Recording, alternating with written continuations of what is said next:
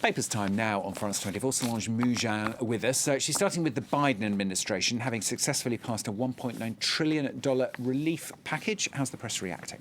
Well, perhaps the cartoonist Chapat, the Swiss cartoonist, says it all with his illustration from the Boston Globe entitled, "Here Comes the Biden Bucks." The cartoon has the U.S. president throwing cash-colored checks from his limousine and senators commenting that, quote, finally he gets a victory parade.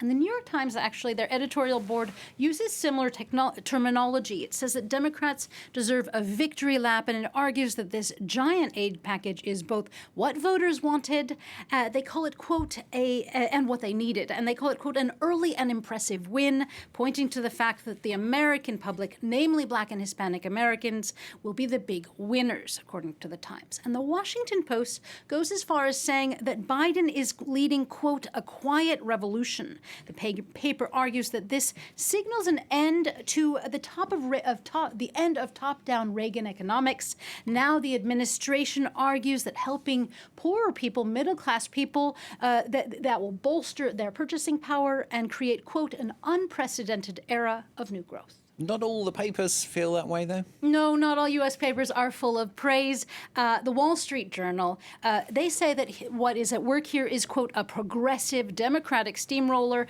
and it has only just begun. The paper's editorial board argues that this is the, quote, most confident left-wing majority since 1965, end quote, and that the bill's passage is for them a sign that there are no moderate Democrats in Congress and that they are fully unified, while Republicans, they say, are, quote, divided and in intellectual disarray, end quote.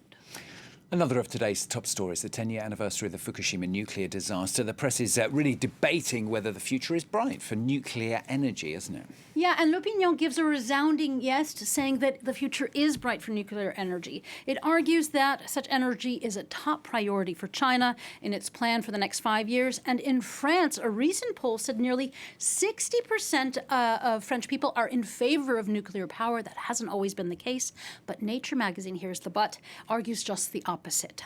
It says that globally, nuclear technology's role in the world is shrinking. Its editorial board argues that disasters like Fukushima and Chernobyl have actually shaken people's confidence that given the long-term risks, the costs of building these power plants, many have put their faith more in renewables, which leads me to a cartoon that I debated showing because I'm not so sure it's funny. You'll have to decide.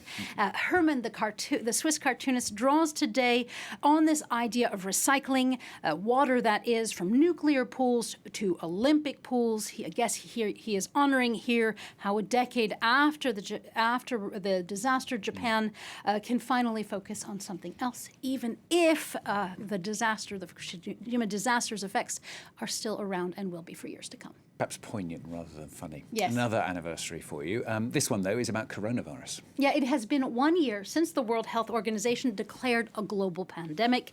And Le Temps has a stunning cover today, taking us through how time, they say, feels like it has shifted in the past 12 months. It was yesterday, but it feels like an eternity. The paper says of the moment when schools closed, when borders shut down in the country. And since that faithful month of March 2020, the Swiss paper says that COVID has become, quote, the maître du sablier, or the master of time. Very true. Finally, Solange has found a few articles about birds to cheer us up. Yeah, for some reason, there are a lot of bird articles in my feeds at the moment. Perhaps it's because it's spring.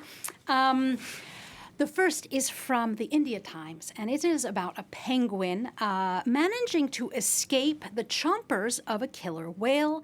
He somehow miraculously jumped aboard a boat of tourists who were whale watching in Antarctica. If you're bored at work, it is worth a quick watch. Cute. Yeah, it's very cute. Now, the second article actually had me laughing out loud. It is about face planting your way to fame. The site Stuff New Zealand tells us how images of a RoyalAlbatross, you can see him there in the background, he basically missed his landing and face planted. But recovering, he has gone on to become viral, and many comparing this RoyalAlbatross to the royal mess that is going on in Buckingham Palace. And finally, a final, last humorous article for you about hot pigeons. Hot as in sexy or good looking.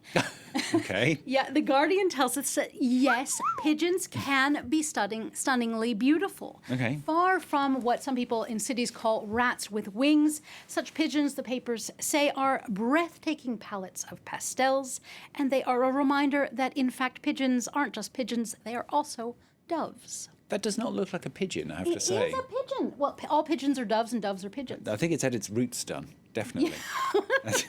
Could spot it. Solange Mouchon with the papers of France 24, telling us pigeons are beautiful, as if you didn't know.